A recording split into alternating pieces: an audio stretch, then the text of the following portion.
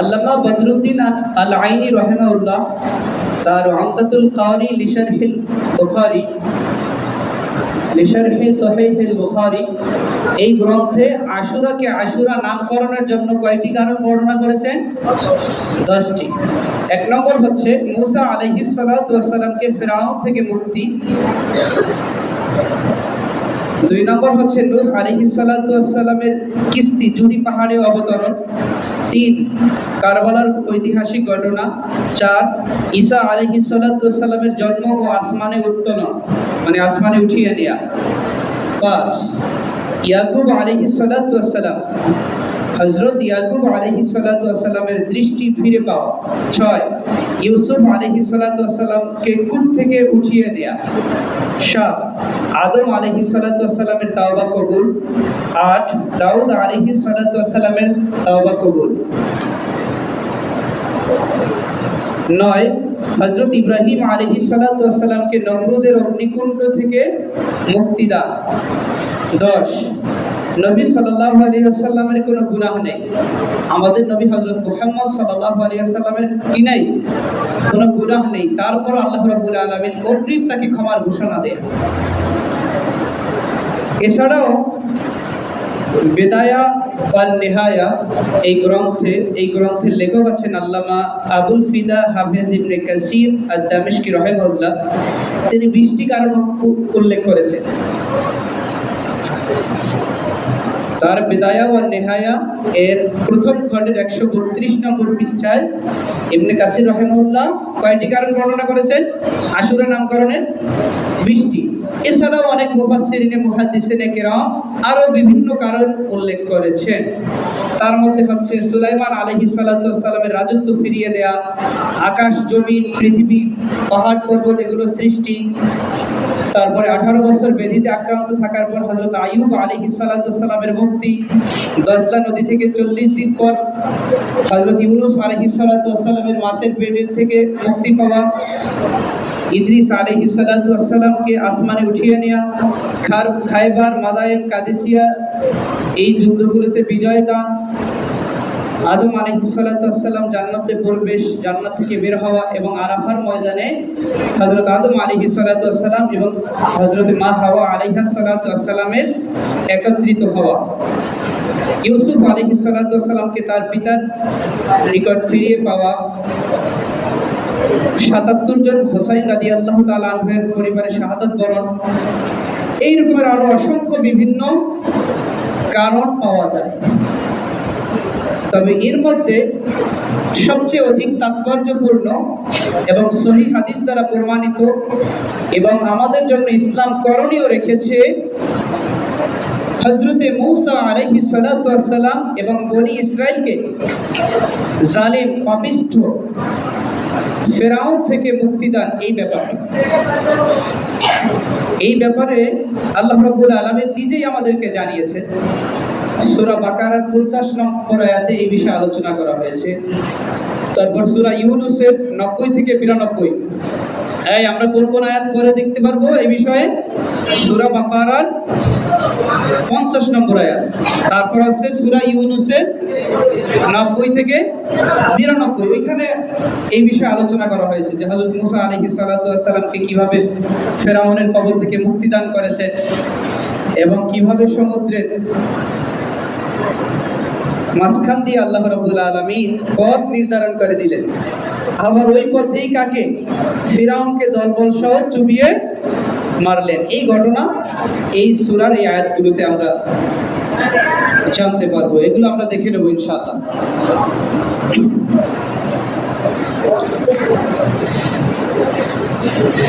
আমরা আরেকটু মনোযোগী হই। কথা বলা যাবে না। লা সালামা ওয়ালা কালামা, সালাম দেওয়াও নাই, কথা বলাও নাই। গভীর মনোযোগ। এখন কথা হচ্ছে আমরা আশুরা তো বুঝতে পারলাম। আশুরা মানে কি? মুহররমের, এই যে মুহররম মাস চলতেছে, আজকে 8 তারিখ। এই মুহররমের 10 তারিখকে কি বলা হয়? আশুরা। তাহলে এই দিনের তাৎপর্য, গুরুত্ব, ফজিলত অনেক কি বেশি।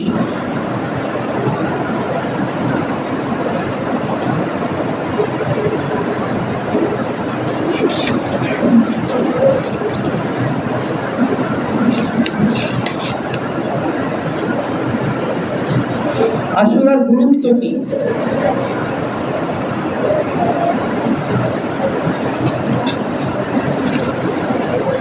আল্লাহর রাসূল সাল্লাল্লাহু আলাইহি ওয়াসাল্লাম যখন মক্কা থেকে মদিনায় হিজরত করলেন, তখন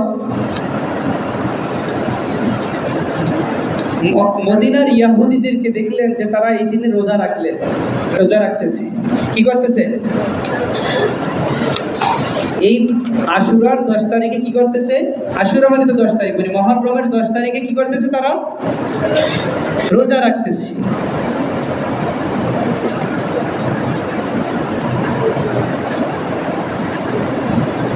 তখন আল্লাহর রাসূল সাল্লাল্লাহু আলাইহি ওয়াসাল্লাম তাদেরকে জিজ্ঞেস করলেন, মা হাযাল ইয়াউমুল্লাযী তাসুমুনাহু, এটা কেমন দিন, কেমন দিবস যেই দিনে তোমরা রোজা রাখো? কেন রোজা রাখো? এটা কিসের দিবস, কি উপলক্ষ? ফাকালু হাযা ইয়াউমুন আযীমুন আনজাল্লাহু ফীহি মূসা ওয়া কওমাহু ওয়া বারাকা ফিরআউনা ওয়া কওমাহু ফাসামাহু মূসা শুকরান। ইহুদিরা বললেন যে এটা একটা মহান দিবস, সম্মানীয় দিবস। আনজাল্লাহু ফীহি মূসা ওয়া কওমাহু, এই দিনে আল্লাহ রাব্বুল আলামিন হযরত মূসা আলাইহিস সালাতু ওয়াস সালামকে এবং তার জাতিকে ফিরআউন থেকে মুক্তি দান করেছিলেন। ওয়াবাররাকা ফিরআউনা ওয়া কওমাহু, আর ফিরআউন এবং তার জাতিকে, দলবলকে কি করেছিলেন? ডুবিয়ে মেরেছিলেন। ফাসামাহু মূসা শুকরান, আমরা হযরত মূসা আলাইহিস সালাতু ওয়াস সালামের এই শুকরিয়ায়, কৃতজ্ঞতায়, আল্লাহর প্রতি কৃতজ্ঞতা স্বরূপ কি করতেছি? রোজা রাখতেছি। হযরত মূসা আলাইহিস সালাতু ওয়াস সালাম তিনি যে জালেম পাপিষ্ঠ ফিরআউন এবং তার দলবল থেকে মুক্তি পেয়েছেন, মূসা আলাইহিস সালাতু ওয়াস সালাম এবং তার দলবল, শুকরিয়াতান আমরা কি করি? রোজা রাখি। আল্লাহর রাসূল বললেন, ফানাহনু নাসুমুহু, আমরাও রোজা রাখবো। আমরাও কি করব? রোজা রাখবো। ফাকাল রাসূলুল্লাহ সাল্লাল্লাহু আলাইহি ওয়াসাল্লাম, ফানাহনু আহাক্কু ওয়া আওলা বিমূসা মিনকুম, আমরা তোমাদের চাইতে হযরত মূসা আলাইহিস সালাতু ওয়াস সালামের কৃতজ্ঞতা প্রকাশে অধিক হকদার। তোমাদের চেয়ে আমরা বেশি কি হযরত মূসা আলাইহিস সালাতু ওয়াস সালামের কাছের লোক। আমরা কৃতজ্ঞতা স্বরূপ কি করব? রোজা রাখব। ফাসামাহু রাসূলুল্লাহ সাল্লাল্লাহু আলাইহি ওয়াসাল্লাম ওয়া আমারা বিসিয়ামিহি, আল্লাহর রাসূল সাল্লাল্লাহু আলাইহি ওয়াসাল্লামের পর নিজেরও রোজা রাখার অঙ্গীকার করলেন, রোজা রাখলেন, এবং সাহাবায়ে কিরামদেরও রোজা রাখার আদেশ দিলেন। মুত্তাফাকুন আলাইহি, হাদিসটি ইমাম বুখারী এবং ইমাম মুসলিম স্ব কিতাবে সহিহ বুখারীতে এবং মুসলিমে বর্ণনা করেছেন।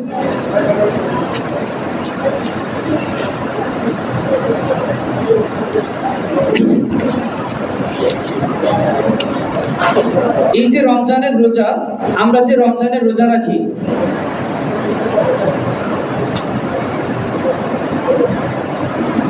এই যে আমরা রমজানের রোজা রাখি, এই রোজা ফরজ হয়েছে দ্বিতীয় হিজরিতে। কত হিজরিতে? দ্বিতীয় হিজরিতে, মানে মক্কা থেকে মদিনায় হিজরত করার দ্বিতীয় বছরে, হিজরতের দ্বিতীয় বছরে। এর আগে এই যে আশুরার রোজা মুসলমানদের উপর নির্ধারণ করা ছিল। এমনকি এটা যে কুরাইশ যারা ছিলেন জাহিলি যুগে, তারাও রোজা রাখত। যেমন হযরত আয়েশা সিদ্দিকা রাদিয়াল্লাহু তাআলা আনহার হাদিস, আন আয়েশা রাদিয়াল্লাহু তাআলা আনহা قالت كان يوم عاشوراء تسومه قريش في الجاهلية وكان رسول الله صلى الله عليه وسلم يصومه فلما قدم المدينة صامه وأمر بصيامه فلما فرض رمضان ترك يوم عاشوراء فمن شاء صامه ومن شاء تركه متفق عليه। সহিহ বুখারী এবং মুসলিমের হাদিস যে আল্লাহ রাসূল সাল্লাল্লাহু আলাইহি ওয়াসাল্লাম যখন মক্কায় ছিলেন, এমনকি যারা মক্কায় জাহিলি যুগেও মক্কার কুরাইশরা এই দিনে রোজা রাখত। ইসলামের প্রথম দিকে এই রোজা মুসলমানদের উপর ফরদান আই ওয়াজিবাতান, ফরজ অথবা ওয়াজিব ছিল, অবশ্যই পালনীয় ছিল। এরপর আল্লাহ রাসূল সাল্লাল্লাহু আলাইহি ওয়াসাল্লাম যখন মদিনায় আগমন করলেন, তখন নিজে ওই ঘটনার কারণে এর প্রতি আবার উদ্বুদ্ধ করলেন। এবং যখন রমজানের রোজা ফরজ করা হলো, তখন আল্লাহ রাসূল সাল্লাল্লাহু আলাইহি ওয়াসাল্লাম এটাকে কি করে দিলেন? সুন্নাতান আই নাফলান, সুন্নাত অথবা নফল করে দিলেন, এটাকে মুস্তাহাব করে দিলেন। মানে কেউ যদি চায় এটা রাখতে পারে, কেউ যদি চায় এটা কি করতে পারে? ছেড়ে দিতে পারে। মানে এটাকে আর বাধ্যতামূলক করেননি। বোঝা গেছে? তাহলে অর্থাৎ এই যে আশুরার যে রোজা আছে, এই রোজাটা পূর্ববর্তী নবীদের উপরেও ছিল। এমনকি আল্লাহর রাসূল সাল্লাল্লাহু আলাইহি ওয়াসাল্লাম এই রোজা এবং রমজানের রোজা বেশি করে তালাশ করতেন। যেমন আব্দুল্লাহ ইবনে আব্বাসের হাদিস, আন ইবনে আব্বাস রাদিয়াল্লাহু তাআলা আনহুমা ক্বালা, যে হযরত আব্দুল্লাহ ইবনে আব্বাস রাদিয়াল্লাহু তাআলা আনহুমা থেকে বর্ণিত, قال তিনি বলেন, মা রাআইতুন নাবিয়্য সাল্লাল্লাহু আলাইহি ওয়াসাল্লাম ইয়াতাহাররা সিয়ামা ইয়াউমিন ফাদ্দালাহু আলা গায়রিহি ইল্লা হাযাল ইয়াওমা ইয়াউম আশুরা ওয়া হাযা আশ-শাহরা ইয়ানি শাহরু রমাদান, মুত্তাফাকুন আলাইহি। যে আব্দুল্লাহ ইবনে আব্বাস রাদিয়াল্লাহু তাআলা আনহুমা থেকে বর্ণিত যে তিনি বলেন, আমি আল্লাহর রাসূল সাল্লাল্লাহু আলাইহি ওয়াসাল্লামকে দেখি নাই এত বেশি তালাশ করতে, মর্যাদা খুঁজতে, অনুসন্ধান করতে এই রোজা ছাড়া। কোন কোন? একটা হচ্ছে আশুরার রোজা, আর একটা হচ্ছে রমজানের রোজা। আল্লাহ রাসূল সাল্লাল্লাহু আলাইহি ওয়াসাল্লাম সবচেয়ে কোন রোজা বেশি তালাশ করছেন এবং মর্যাদার জন্য? আশুরার রোজা এবং রমজানের রোজা। এই ঘুমাচ্ছেন কারা?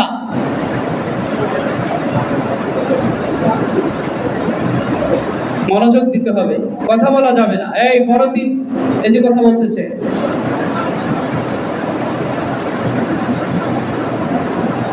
কথা বলা যাবে না।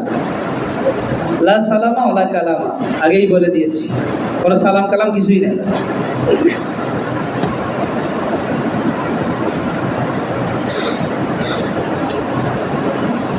এই দিনের গুরুত্ব খুব বেশি, কারণ এই দিনের রোজা রমজানের রোজার পূর্বে কি ছিল? ফরজ ছিল। এই রোজা আল্লাহর মাস, মুহররম মাস, শাহরুল্লাহিল মুহররম, আল্লাহর মাস হচ্ছে মুহররম। আল্লাহ রাসূল সাল্লাল্লাহু আলাইহি ওয়াসাল্লাম হাদিসে কি বলছেন? এই শাহরুল্লাহিল মুহররম, আল্লাহর মাস হচ্ছে কোন মাস? মুহররম মাস। সেই মুহররম মাসের রোজা। এমনকি এই দিনে ছোট বাচ্চারাও রোজা রাখত। সাহাবায়ে কেরাম বলছেন যে আমাদের সাথে আমাদের বাচ্চারা, আমাদের ছোট ছোট ছেলেমেয়েরাও রোজা রাখত। এখন যখন তারা ক্ষুধায় কাতর হয়ে যেত, তখন আমরা তাদেরকে খেলনা দিয়ে, বিভিন্ন খেলাধুলার সরঞ্জাম দিয়ে তাদেরকে ভুলিয়ে রাখতাম, কান্না থামাতাম। এইভাবে করে একদম ইফতারির আগ পর্যন্ত তাদেরকে কি করতাম? অন্য বিষয়ে, খেলাধুলায় মগ্ন রাখতাম। ছোট ছোট বাচ্চাদেরকেও কি করতেন? এই রোজার প্র্যাকটিস করাতেন, রোজা রাখতেন। বোঝা গেছে? তাহলে এই রোজার গুরুত্ব অনেক বেশি। এই রোজার ফজিলত কি? কেন রাখবো?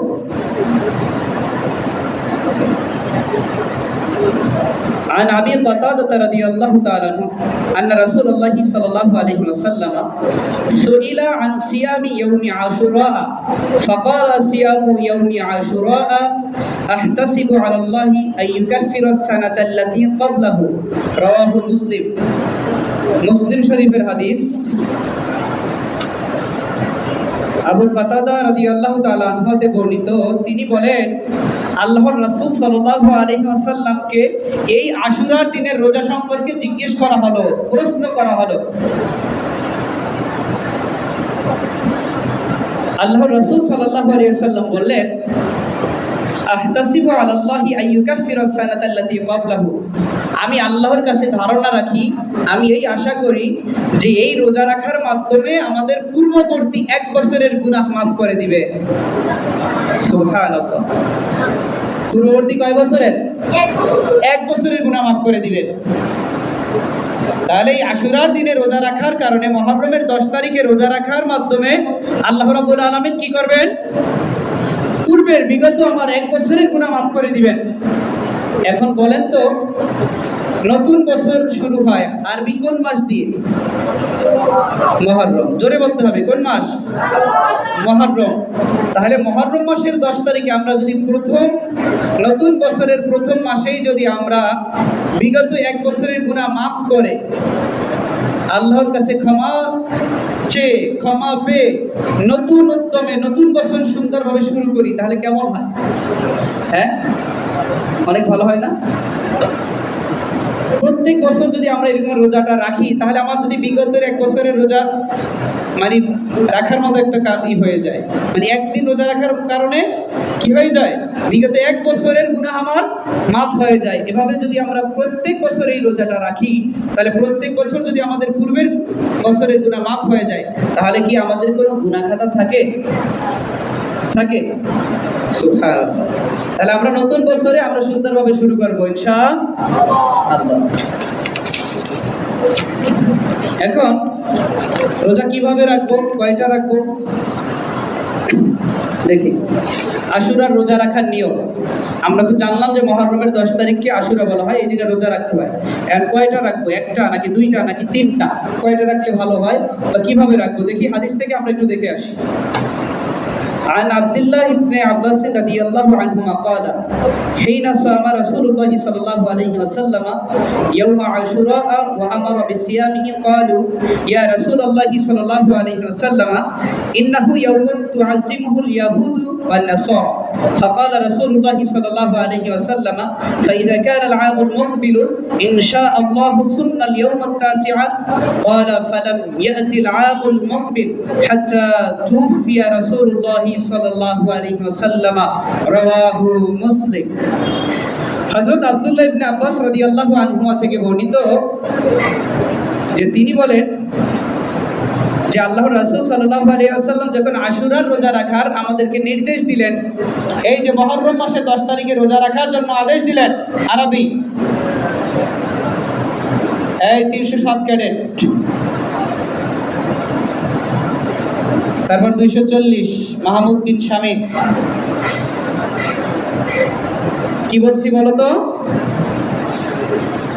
যে আল্লাহর রাসূল সাল্লাল্লাহু আলাইহি ওয়াসাল্লাম যখন সাহাবায়ে কেরামদেরকে আশুরার রোজা রাখার আদেশ দিলেন, তখন সাহাবায়ে কেরাম বললেন ইন্নাহু ইয়াউমুন তুআজ্জিমুল ইয়াহুদ ওয়ান নাসারা, এটা তো এমন দিন, এমন মাস, এমন সময় যেটা ইহুদি এবং নাসারারা কি করে? সম্মান জানায়। এই দিনটাতে রোজা রাখে, তারা সম্মানিত করে। তাদের সাথে তো আমাদের কি আমলটা মিলে যাচ্ছে, যেহেতু আল্লাহ রাসূল সাল্লাল্লাহু আলাইহি ওয়াসাল্লাম অন্য হাদিসে বলছেন সুমু ইয়াউমা আশুরা খালিফু ফিহি ইয়াহুদ সুমু ক্বাবলাহু ইয়াওমান আও বা'দাহু ইয়াওমান। তখন আল্লাহর রাসূল সাল্লাল্লাহু আলাইহি ওয়াসাল্লাম বললেন যে আমরা যদি আগামী বছর আমি যদি বেঁচে থাকি, তাহলে এর সাথে আমি কয় তারিখেও 9 তারিখেও কি করব? রোজা রাখব। কয় তারিখে রোজা রাখবো বলছেন? এই সুন্নাল ইয়াউমাত তাসিআ, আগামী বছরে আমরা কি করব? ইনশাআল্লাহ রোজা রাখব। কিন্তু দুঃখজনক হলেও সত্য, আল্লাহ রাসূল সাল্লাল্লাহু আলাইহি ওয়াসাল্লাম আর পরের বছর পাননি, আল্লাহটাকে সাড়া দিয়ে চলে গেছে। তাহলে আল্লাহ রাসূল সাল্লাল্লাহু আলাইহি ওয়াসাল্লাম কি বলছেন? কয় তারিখে রোজা রাখতে? কয় তারিখে? 10 তারিখের সাথে আর কয় তারিখ মিলাইতে বলছেন? 9 তারিখ। কারণ কি? কাদের বিরোধিতা করার জন্য? ইহুদি এবং নাসারাদের। যেহেতু ইহুদি এবং নাসারারা শুধু 10 তারিখে রোজা রাখে, আমাদের আমলটা যাতে ইহুদি এবং নাসারাদের সাথে মিলে না যায়, এই জন্য আল্লাহ রাসূল সাল্লাল্লাহু আলাইহি ওয়াসাল্লাম 9 তারিখকে অ্যাড করতে বলেছেন। তাহলে তো আমাদের 2টা রোজা রাখা হচ্ছে। অন্য হাদিসে আছে, রাওয়াহু আহমদ এবং বাইহাকির হাদিসে আছে, যে আহমদ এবং বাইহাকির হাদিসে আছে যে আল্লাহ রাসূল বলছেন সুমু ইয়াউমা আশুরা ওয়া খালিফু ফিহি ইয়াহুদ সুমু ক্বাবলাহু ইয়াওমান ওয়া বা'দাহু ইয়াওমান। তোমরা কি করো? আশুরার রোজা রাখো এবং ইহুদি এবং নাসারাদের বিরোধিতায় এই 10 তারিখের আগের দিনে রোজা রাখো অথবা পরের দিন, অর্থাৎ 10 তারিখের সাথে 9 তারিখের রোজা রাখো অথবা 11 তারিখের রোজা রাখো। তো সবগুলো হাদিস যদি আমরা দেখি তাহলে 9 তারিখ প্রাধান্য পায়। 9 তারিখ সম্পর্কে আল্লাহ রাসূল সাল্লাল্লাহু আলাইহি ওয়াসাল্লাম বেশি গুরুত্ব দিয়েছেন। তাহলে আমরা কি করব?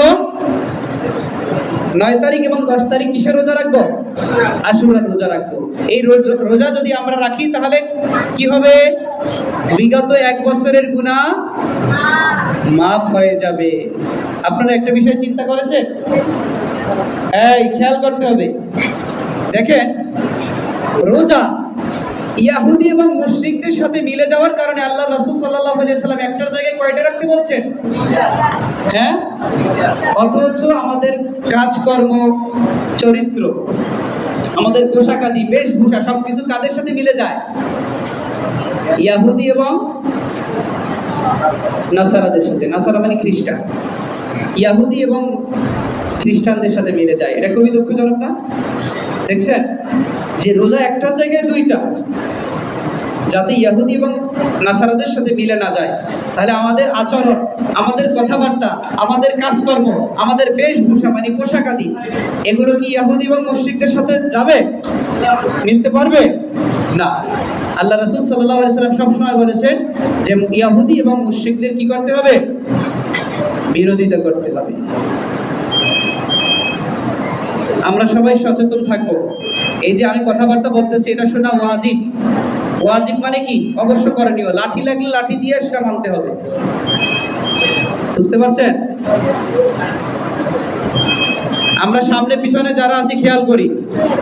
বলছি, এই যে আমরা খুতবা যে শুনতেছি, এই আমাদের এটা কি খুতবা?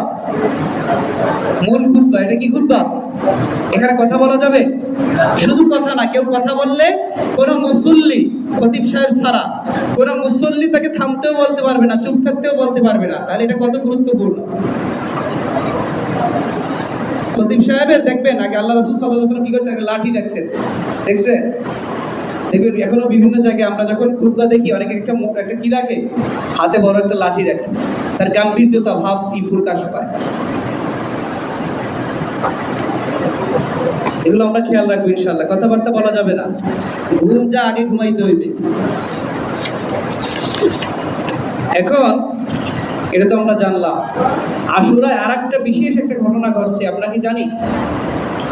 680 খ্রিস্টাব্দের 61 হিজরি, 680 খ্রিস্টাব্দ ইংরেজি হিসেবে, হিজরি হচ্ছে 61 হিজরি। এই যে 10 মুহররম একটা হৃদয় বিদারক একটা ঘটনা ঘটছে, জানা আছে? আমাদের প্রিয় নবী হযরত মুহাম্মদ সাল্লাল্লাহু আলাইহি ওয়াসাল্লামের প্রিয় দুই দৌহিত্র নাতি ছিল। নাম কি? হযরত হাসান রাদিয়াল্লাহু তাআলা আনহু আর একজন হযরত হুসাইন রাদিয়াল্লাহু তাআলা আনহু। দুইজনই ইসলামের জন্য শাহাদাত বরণ করছে।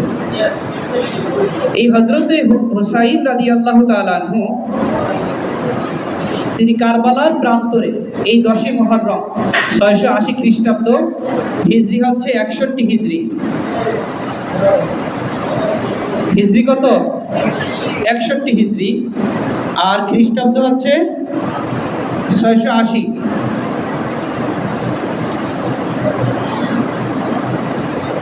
এই 10 মুহররমে হযরত হুসাইন রাদিয়াল্লাহু তাআলা আনহু, যিনি হাসান এবং হুসাইন, যিনি জান্নাতে যুবকদের সর্দার, জান্নাতে কিসের সর্দার হবে? যুবকদের নেতা হবে।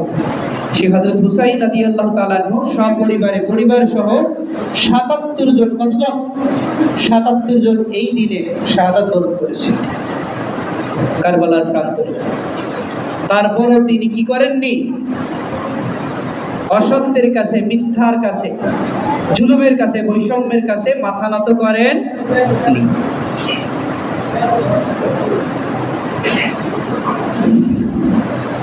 এখন তাহলে আমাদের করণীয় কি? আমরা কি হযরত মুসা আলাইহিস সালাতু ওয়াস সালামের এই ঘটনার কৃতজ্ঞতায় রাসূল সাল্লাল্লাহু আলাইহি ওয়াসাল্লামের নির্দেশিত পন্থায় রোজা রাখবো? আর তাহলে আহলে বাইত, আমাদের প্রিয় নবী হযরত মুহাম্মদ সাল্লাল্লাহু আলাইহি ওয়াসাল্লামের দৌহিত্র, যার সম্পর্কে বলা হয়েছে যে হাসান হোসাইনকে ভালোবাসে সে যেন আমি নবীকে ভালোবাসে। সুবহানাল্লাহ। সেই হুসাইন রাদিয়াল্লাহু তাআলা আনহু এই যে আহলে বাইতের জন্য, রাসূল পরিবারের জন্য আমাদের কি করণীয়? প্রথম কথা হচ্ছে ইসলাম হচ্ছে পরিপূর্ণ। আল্লাহ রাসূল সাল্লাল্লাহু আলাইহি ওয়াসাল্লাম পূর্ণাঙ্গ সমাধান দিয়েছেন। আল ইয়াউমা আকমালতু লাকুম দীনাকুম ওয়া আতমামতু আলাইকুম নি'মাতি ওয়া রাদিতু লাকুমুল ইসলামা দীনা। ইসলাম হচ্ছে পরিপূর্ণ। আল্লাহ রাসূল সাল্লাল্লাহু আলাইহি ওয়াসাল্লাম সকল করণীয় আমাদেরকে কি করেছেন? বাতলিয়ে দিয়ে গেছেন। দ্বিতীয় কথা হচ্ছে মুমিনদের মৃত্যু হলো হাদিয়া। মুমিনদের মরণ, জীবন এগুলো কি? মৃত্যুটা হচ্ছে হাদিয়া, এটা হচ্ছে উপহার। এর মাধ্যমে সে আল্লাহর সাক্ষাৎ লাভ করতে পারে, জান্নাতে চলে যায়।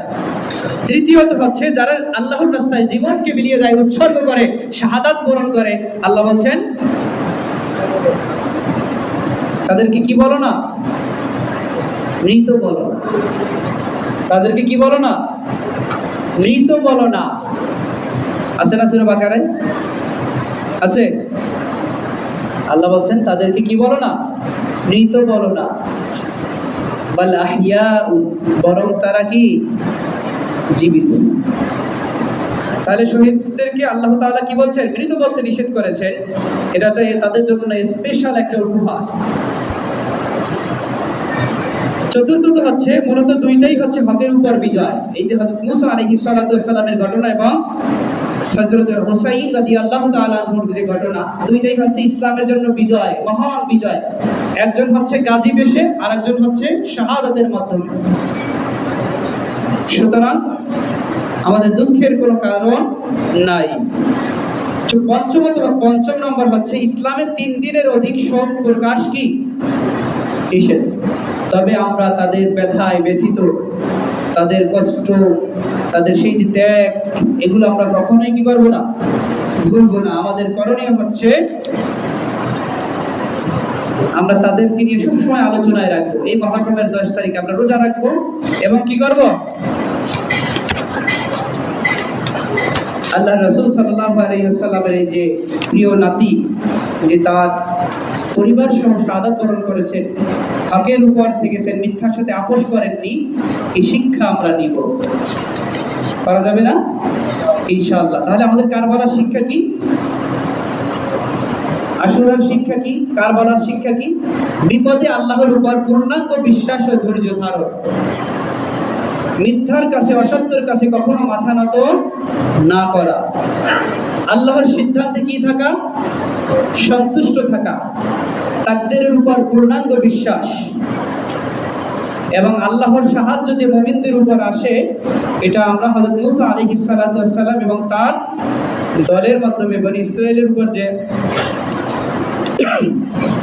আল্লাহ রাব্বুল আলামিন তাদের উপর যে সাহায্য করেছিলেন, এর মাধ্যমে আমরা দেখতে পাইছি। আমাদের করণীয় কি? 1 নম্বর হচ্ছে আশুরার রোজা রেখে আহলে বাইতের মহব্বতে তাদের জন্য দোয়া করা, তাদের সাথে নির্মম আচরণকারীদের জন্য কি করা? শাস্তির জন্য দোয়া করা, যে আল্লাহ রাব্বুল আলামিন তাদেরকে যেন শাস্তি দেন। 2 নম্বর হচ্ছে আহলে বাইত, তাদের সম্মান, তাদের মহব্বত, তাদের কথা হৃদয় থেকে উপলব্ধি করা, যে তারা দ্বীনের জন্য, ইসলামের জন্য নিজের জীবনকে, এমনকি পরিবার সহ কিভাবে উৎসর্গ করে দিয়েছেন আল্লাহর রাস্তায়, এগুলো নিজেরা শিক্ষা গ্রহণ করা। 3 নম্বর হচ্ছে আশুরার শিক্ষা ধারণ করে এই যে মিথ্যা, অসত্যের বিরুদ্ধে সংগ্রাম করার দৃঢ় সংকল্প করা।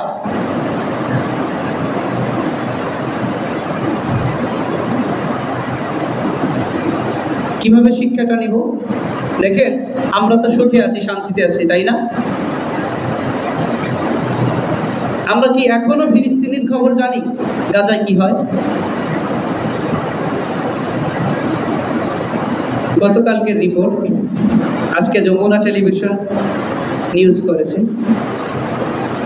যে গাজায় 2023 সাল থেকে আজ পর্যন্ত 57,000 প্লাস, কত হাজার প্লাস?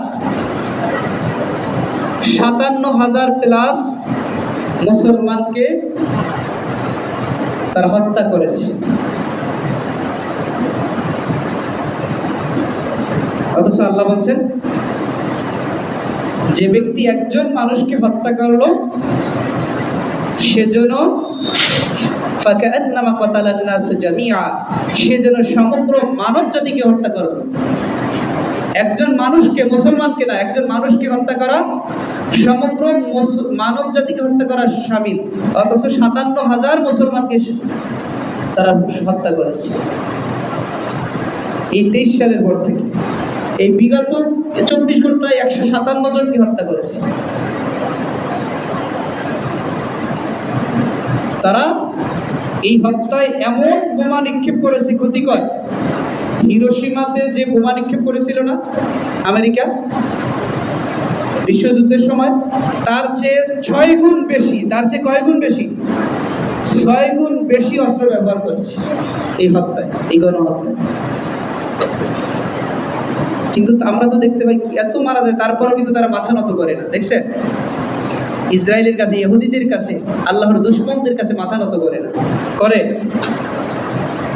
তাহলে এটাই হচ্ছে শিক্ষা। এই যে আশুরার শিক্ষা ধারণ করে মিথ্যা আর অসত্যের বিরুদ্ধে সংগ্রাম করার দৃঢ় সংকল্প করা। এই যে হযরত মুসা আলাইহিস সালাম কিন্তু সারেন্ডার করেননি ফেরাউনের কাছে, করছে? করেন। এই যে হযরত মুসা রাদিয়াল্লাহু তাআলা তিনি কিন্তু সারেন্ডার করেননি অসত্যের কাছে, মিথ্যার কাছে। তাহলে এটা হচ্ছে আমাদের শিক্ষা, এটা হচ্ছে আমাদের করণীয়। বর্জনীয় বিষয় কি? আমরা কি কি বিষয় বর্জন করব? আমরা কিন্তু এখানে গল্প করছি না, হাসাহাসি করলে হবে না। যারা দু একজন হাসাহাসি করতেছেন, কথা বলতেছেন, এটা হৃদয় দিয়ে উপলব্ধি করা দরকার কি বলতেছি। এটা কি গল্প হচ্ছে নাকি এটা কোনো আমাদের নিজেদের জন্য কোনো মেসেজ বা বার্তা, এটা খেয়াল রাখতে হবে। তাহলে আমাদের বর্জনীয় বিষয় কি? এটা হচ্ছে করণীয় বিষয় আলোচনা করলাম। আমরা দেখতে পাই এই যে আশুরার দিন আসলে, মুহররমের মাস আসলে কিছু মানুষ তাজিয়া মিছিল করে, সিন্নি খায়, খানা পিনা নিয়ে খুব ব্যস্ত, কেউ হাই হোসেন হাই হোসেন এভাবে করে, ঠিক না? তাহলে আমাদের করণীয় হচ্ছে এই তাজিয়া মিছিল এগুলো করা যাবে না। এই যে সিন্নি টিন্নি এগুলো নিয়ে সারাদিন ব্যস্ত থাকা যাবে না। খানা পিনা, তারপরে এই যে বুক চাপড়ানো, অস্ত্র দিয়ে আঘাত করা, পিঠে আঘাত করা চাবুক দিয়ে, এগুলো করা যাবে না। তারপর হোসনি দালাল আছে, এই হোসনি দালানে যাওয়া যাবে না। হাই হোসেন বলে এভাবে মাতম করাও যাবে না। আমাদের কি করতে হবে? আমরা আসলে কি করব? 9 তারিখ এবং 10 তারিখ, অথবা 10 তারিখ এবং 11 তারিখ কি করব? রোজা রাখবো। আজকে 8 তারিখ হইলে আগামীকাল কয় তারিখ? 9 তারিখ। তাহলে আজকে রাতে কি করতে হবে? 9 তারিখে রোজা রাখতে চাইলে কি করতে হবে? খাবার খেতে হবে, ঠিক না? সাহারি করতে হবে, সাহারি খেতে হবে। আর পরশু হচ্ছে মূল আশুরার দিন, এই দিন রোজা রাখতে হবে, অথবা পরশু এবং তারপরের দিন 10 এবং 11 এই 2 দিন রোজা রাখবো। তবে সহিহ হাদিসের আলোকে মানে 10-এর সাথে 9ও রাখা যাবে, 11ও রাখা যাবে, তবে অধিক প্রাধান্য হাদিসগুলো বিশ্লেষণ করলে 9-10 সবচেয়ে বেশি উত্তম। তবে কেউ যদি শারীরিকভাবে অসুস্থ থাকে যে একটা রাখতে পারবে, তাহলে কথা আছে না যে নাই মামার চেয়ে কানা মামা ভালো, সে 10 তারিখে শুধু একটা রাখতে পারবে। তার জন্য যেহেতু আমরা তো অনুসরণ ইহুদি এবং খ্রিস্টানদের সাথে অনুসরণ এই নিয়তে রাখি না, তাহলে যাদের সামর্থ্য একটু কম আছে, সুযোগ কম আছে, শারীরিক দুর্বলতা আছে, তারা 10 তারিখ একদিন রাখবে। আর যাদের শারীরিক সক্ষমতা ভালো আছে, সুযোগ আছে, তারা 9-10 অথবা 10-11 চেষ্টা করবেন 9 এবং 10 তারিখে রাখা। পারবো না ইনশাআল্লাহ? তাহলে আজকে যদি বাসায় কারোর সাথে কথা বলি, তাহলে ফোন দিয়ে বলে দিব যে আম্মু, বাবু, মামা, চাচা, দাদা, হ্যাঁ, যে রোজাটা রাখেন আগামীকাল এবং পরশু ধরে, অনেকে তারা নাও জানতে পারেন। বাল্লিগু আন্নি ওয়ালাউ আয়া, আল্লাহ রাসূল বলছেন একটি আয়াত হলেও, একটি বাণী হলেও, একটি কথা হলেও পৌঁছে দাও। সুতরাং আমরা এই যে কারবালার যে আসলে যে শিক্ষা, করণীয় বর্জনীয়, এগুলো আমরা পুরোপুরি নিজেরা আমল করব। এগুলো আমরা সমাজে, পরিবারে, সমাজে, রাষ্ট্রে এগুলো কি করবো? ছড়িয়ে দিব ইনশাআল্লাহ। পারা যাবে না? আল্লাহ রাব্বুল আলামিন এই যুগে যুগে যারা ইসলাম রক্ষায় শাহাদাত বরণ করেছে, ইসলাম প্রতিষ্ঠায় নিজেদের জীবনকে উৎসর্গ করেছে, আহত হয়েছে, বন্ধুত্ব বরণ করেছে, তারপরে জীবন দিয়ে, সম্পদ দিয়ে যারা আল্লাহর রাস্তায় সর্বোচ্চ চেষ্টা করেছেন। আল্লাহ রাব্বুল আলামিন তাদের ত্যাগকে কবুল করুন। এই যে জুলাই মাস চলছে, গত বছর জুলাই আন্দোলনে আমাদেরকে এই যে স্বাধীন সার্বভৌম হইবে, এই যে আমাদের মনের কথাগুলো সুন্দরভাবে সর্বত্র প্রচারের সুযোগ করে দিয়েছে যে আল্লাহ রাব্বুল আলামিন, সে আল্লাহ রাব্বুল আলামিনের কৃতজ্ঞতা প্রকাশ করছি। এবং যাদের মাধ্যমে এই জুলাই আন্দোলনে বিপ্লবে যারা শাহাদাত বরণ করেছে, বঙ্গুত্ব বরণ করেছে, ক্ষতিগ্রস্ত হয়েছে, আল্লাহ রাব্বুল আলামিন তাদেরকে কবুল করুন। যারা আহত হয়েছে তাদেরকে অতি দ্রুত সুস্থতার নিয়ামত দান করুন। আর যারা আল্লাহর ডাকে সাড়া দিয়েছে, আল্লাহ রাব্বুল আলামিন সকল মুসলমানকে শাহাদাতের মর্যাদা দান করুন। সবশেষ আজকের আলোচনা আমাকে এবং আপনাদের সবাইকে হৃদয়ে ধারণ করে, উপলব্ধি করে, বুঝে শুনে আমল করার তৌফিক দান করুন। আমিন।